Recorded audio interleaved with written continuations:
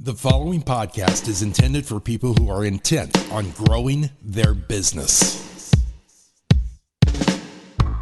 And welcome to Innovate Marketing, where we are bringing you interviews with the people that are making waves in the world of marketing, branding, and business growth. I'm your host, shawnpneal, and we are brought to you by mypodcastmedia. So if you're a brand and you're considering podcasting or even revamping an existing podcast, make sure you visit mypodcast.media.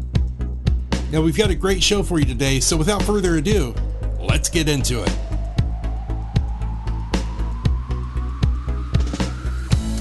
My guess is that you are familiar with entrepreneurs. Okay, so we all kind of get what an entrepreneur is. But what about intrapreneurship? Intrapreneurs and entrepreneurs share many of the same qualities, only intrapreneurs do those qualities, they perform those qualities within an organization. Some would say they're actually an organization's absolute best asset. And that's exactly what we're going to talk about today. Now, before we get to our interview, let me introduce you to our guest, Steve Paraboschi. Steve Paraboschi joined International Medical Group in 2017 as Executive Vice President. In January of 2020, Steve became President of IMG and was later appointed to his current role as President and CEO in August of 2021.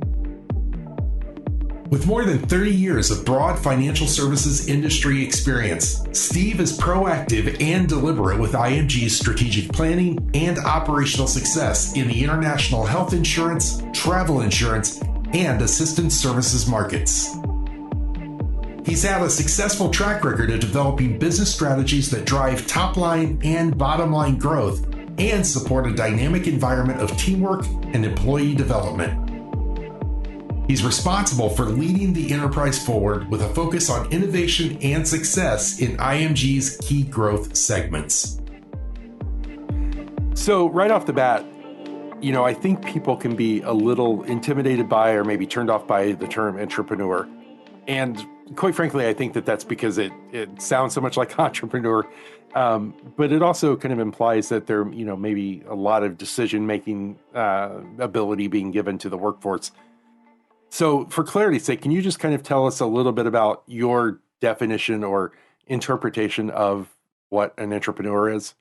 Sure. Well, Shawn, thank you. I mean, words mean things, and words are very important. And in the corporate environment, especially at all levels of the organization, when you talk about the word entrepreneur or entrepreneurship, sometimes people's eyes glaze over and they're focused on, in my role, I don't have an entrepreneurial role. I don't have a role in the typical traditional sense of an entrepreneur. So in sort of shifting the word a little bit and just talking or thinking about intrapreneurship, it's a very simple concept of how anybody at any level in the organization can innovate, can look at processes differently, look at products differently, look at marketing differently. And the most important thing is to be comfortable in taking risks to push the best practice within your function to the next level. So it's sort of the internal view of entrepreneurship. All right. And so IMG, by the way, I won't try to summarize this myself, but I'll let you do this. But IMG is involved in the insurance industry. And for more specifics, I'm going to turn it over to you. So cue Steve for more definition. Great. Yes. International Medical Group is a managing general underwriter or a managing general agent. Technically, what we do is we put together insurance products in the cross-border health, medical, and travel insurance arena. We sell these products to individuals. We sell these products to groups, both on a short-term and long-term basis. We like to think about it as we're providing you the right medical or travel insurance product while you're away from home. We've been in business since the early 1990s. We've been best in class in many of the niches that we play in inside of the medical and travel insurance arenas. So much so that we also take the services we provide to our customers and sell them to other insurance companies. So insurance companies could repackage our services as a part of the insurance products that they sell too. So we're both, sort of an individual play as well as a B2B play. Right. So I was, looking online and really kind of exploring what employees are saying about IMG. And, one of the things that kept coming up is that they really feel impacted by IMG and the work that they're doing. So, what are some of the things that you would say there encourages this intrapreneurship kind of culture at IMG? What's the secret that creates that entrepreneurship inside of our culture? I think it really boils down to a few key points. So one, we are a company that is focused on performance. We're a company from our early beginning to where we are now, been focused on the idea of pay for performance, rewarding people for being successful at what they do, rewarding people for taking risks. Second, you can think of it as a company that's focused on its vision. Many companies can be focused on a vision. Our vision is one that is very impactful, one that's very emotional. And we take that vision, and that vision to be the generally accepted company to provide health and safety solutions for when somebody is away from home. We bring that vision to life through our mission, where within our mission as an organization, we are focused on being that exceptionally innovative partner. And that focus on exceptional innovation, practical exceptional innovation, really drives people to look at new ways of doing things, taking risks so that they can move to the next level themselves. So motivating people not only from their own goal perspective, but motivating people from a higher level message on what the organization is about. Yeah, and a lot of employees, fair enough, are saying that the work there is impactful. And I know it can be very much driven, like a call center environment, but they're talking about, you may be talking to someone at 2 a.m. who is, 1,000 miles away and having a huge crisis, like a serious crisis. And they have the opportunity to really contribute to helping someone in that moment of crisis. So can you talk a little bit about the values that encourage this culture, that drive this culture at IMG? Yes, absolutely. It's, the work we do in some cases can get repetitive. However, one of our values is to be there. And the concept of be there means you need to be there to support our customers at their worst moments of their lives. You need to be empathetic and supportive, and you need to be able to find the complete solution to their issue. And it's not every day, it's not all the time that we get these in particular issues, but you don't know when it's coming. And it can surprise anybody at any time. And that's one of the big reasons why our products are so important. When you are away from home, you are more vulnerable to issues. You don't have your support structure with you. And when an IMG employee can be there to support you, that's what the team is focused in on. I think with anything like this, it sounds good in theory, and people may or may not necessarily believe that there's value. Can you talk about the value a little bit, where this is played out in the real world, maybe an example of, how you've seen this play out? Sure. I can give you two examples. I can give you one relatively recently. We had a customer hiking in one of the Greek Isles, middle-aged gentleman. Unfortunately, he slipped, fell, and had pretty horrific injuries to his shoulder, his rib cage, etc. And on the island he was on, it didn't have the medical infrastructure to be able to support him appropriately. One of our agents in the middle of the night got a phone call. This agent activated the appropriate medical member of the team to be able to support the individuals, to be able to be moved to the appropriate center of excellence in and around the Greek islands. And this individual needed to have surgery, convalesce a little bit, and then we were able to get that individual back to the United States. Again, all underneath our insurance, all paid for by the premium this individual paid. And, we backed up the promise to be there for that individual. Other examples in parts of our business where we sell services to other insurance companies, we sell very complicated case management services to companies that are contracted by the U.S. military. So you can understand where those people may be. And there's in particular focus that once an individual, a contractor to the U.S. military gets injured, that contractor company is responsible for that medical care until that individual, gets back to the sort of the maximum rehabilitation necessary. And, we're providing that healthcare all across the globe in many austere environments, Iraq, Afghanistan, parts of Southern Africa. So it's just something that we do. It's an important part of our culture for people to understand that, we need to be able to be there in one of the, worst times in people's lives. And it looks like IMG is leveraging a lot of different technology to stay very accessible to its customers. That is fair to say. A lot of our customer service comes in through phone calls. A lot of our customer service comes in through emails. Obviously, there's chat, there's SMS, there's all different ways these days that people want to interact with their insurance company. Another aspect of our business, we have a large medical team, medical professionals here in the United States, medical professionals in our other corporate office in Cardiff, Wales, as well as many allied partners across the globe, what we call our field case manager network, that are able to project medical care in any country in the world.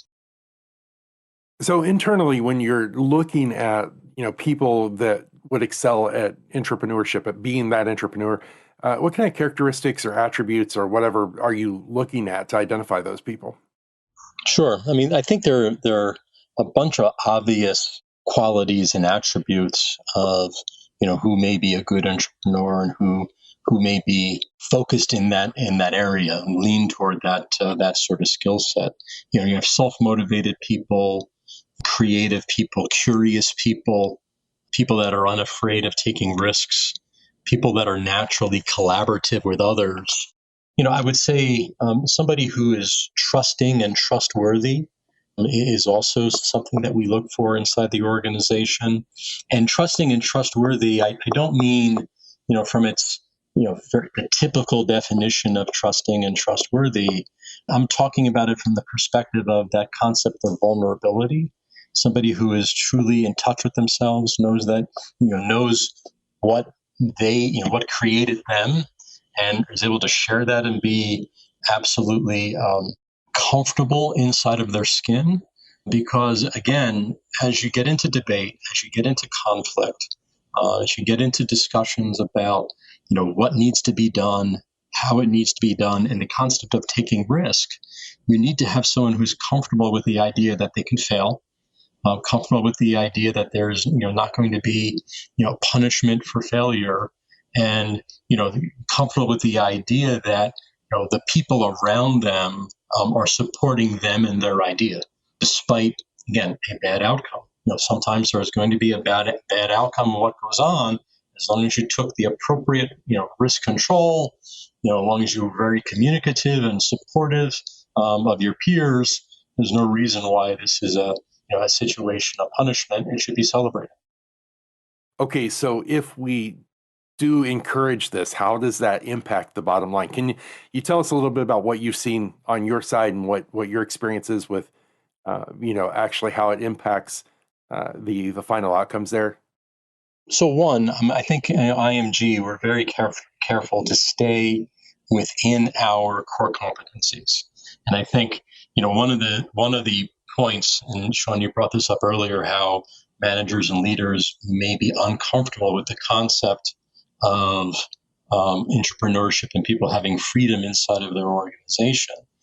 if you stay within your comfort zone, kind of where you have your core competencies, it's very important. Now, within those, within core competency, in sort of the guardrails of what your business does, we've seen a lot of success. What we've seen, our profits go up, our profitability is up, as well as we see the retention of our employees. There's a tight labor market out there, and we're seeing over the past few years the best employee retention that we've ever had as an organization. Making sure that the people you train and the people you're comfortable with stay with the organization long term, I think is an absolute KPI that people need to be focused on in building successful organizations. And it's like the thing that nobody wants to talk about, but yet everybody wants to talk about, right? Really looking at how this emotionally impacts an employee and, overall the culture of the workforce.